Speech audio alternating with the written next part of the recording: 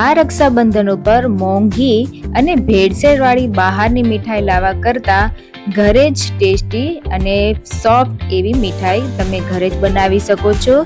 જ્યારે તમે ગણપતિ પધારે ત્યારે પણ તમે આ મીઠાઈ બનાવી શકો છો. તો ઘરે કઈ રીતે બનાવી જોઈ લઈએ. તો એના માટે મિક્સર જારમાં 1/4 કપ કાજુ, 1/4 કપ બદામ, થોડા પિસ્તા અને થોડી એલચીના દાણા નાખીને બારીક પીસી લેવાનું છે. પછી તેમાં અડધો કપ કોપરાનું છીણ અને 1 ચમચી ગુલકંદ એડ કરશું અને પાછું બારીક પીસી લેવાનું છે. આ રીતે ડો ફોર્મમાં આવી જશે અને આ રીતે લાડુ વળે એટલે આપણું મિશ્રણ એકદમ પરફેક્ટ છે. હવે એક કડાઈમાં 1 કપ મિલ્ક પાવડર, 1/4 કપ ખાંડ અને 1 કપ દૂધ એડ કરશું અને 2 ચમચી જેટલું ઘી એડ કરવાનું છે. અને ગેસ ચાલુ કર્યા વગર જ સતત હલાવીને એકદમ મિક્સ કરી લેશું. પછી આને ગેસ ઉપર રાખવાનું છે. તો સ્ટાર્ટિંગમાં જ ગેસ ઉપર રાખશો તો ગાંઠા થઈ જશે. આ રીતે સરસ બધું બરાબર મિક્સ થઈ જાય પછી આપણે એને ગેસ ઉપર ખાલી 5 થી 10 મિનિટમાં જ આ મીઠાઈ બનીને રેડી થઈ જાય છે. તો 5 મિનિટ પછી તમે જોશો તો આ રીતે ઉભરો આવી જશે. અને હજુ આપણે થોડું કન્ટિન્યુઅસ ચલાવીને એક પેંડાનું ફોર્મ આવી જાય ત્યાં સુધી આપણે ગેસ ચાલુ રાખવાનો છે. હવે આપણું જે આ મિશ્રણ છે એ ઘાટું થવા લાગ્યું છે, તમે જોઈ શકો છો. અને સતત હલાવતા રહેવાનું છે જેથી કરીને નીચે બેસી ન જાય. તો આપણું આ ડો પેંડા ફોર્મમાં આવી ગયું છે. તો ગેસની ફ્લેમ આપણે બંધ કરી દઈશું અને જે મિશ્રણ આપણે ગુલકંદ વાળું રેડી કર્યું હતું એના નાના લાડુ વાળી લેશું.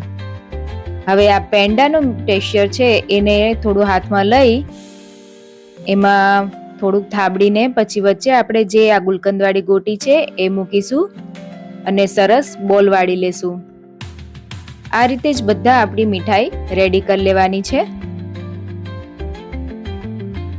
તમે રક્ષાબંધન ઉપર બહારની મીઠાઈ લાવો છો કે ઘરે જ આ રીતે મોંઘી પણ નહીં અને ભેળસેળ વગરની ઘરે જ બનાવો છો કે નહીં એ મને કમેન્ટ બોક્સમાં જરૂરથી જણાવજો.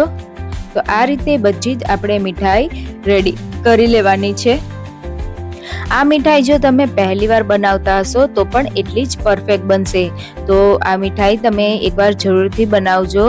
અને બહારની મોંઘી અને ભેળસેળવાળી મીઠાઈ લાવી એના કરતાં આપણે બેસ્ટ રહે કે આપણે આ રીતે ઘરે જ મીઠાઈ બનાવી લઈએ. તો આ રક્ષાબંધન પર તમે આ મીઠાઈ જરૂરથી બનાવજો. તો કંદોઈથી લાવ્યા હોય એવી જ આ મીઠાઈ ઘરે બનીને રેડી થઈ ગઈ છે. તો એને આપણે સિલ્વર પેપરથી ગાર્નિશિંગ કરી લેવાનું છે. અને આ માપથી તમે 250 થી 300 ગ્રામ જેટલી મીઠાઈ આરામથી બનાવી શકો છો. આના ઉપર તમે કોઈ પણ ફૂડ કલર આ રીતે ગાર્નિશિંગ કરી લેવાનું છે.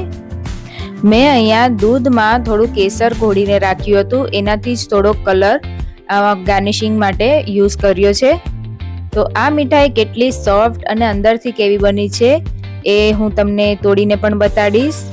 અંદર ગુલકંદના જે ટેક્સચર આપણે આપ્યું છે એના લીધે આ મીઠાઈનો સ્વાદ 10 ગણો વધી જાય છે.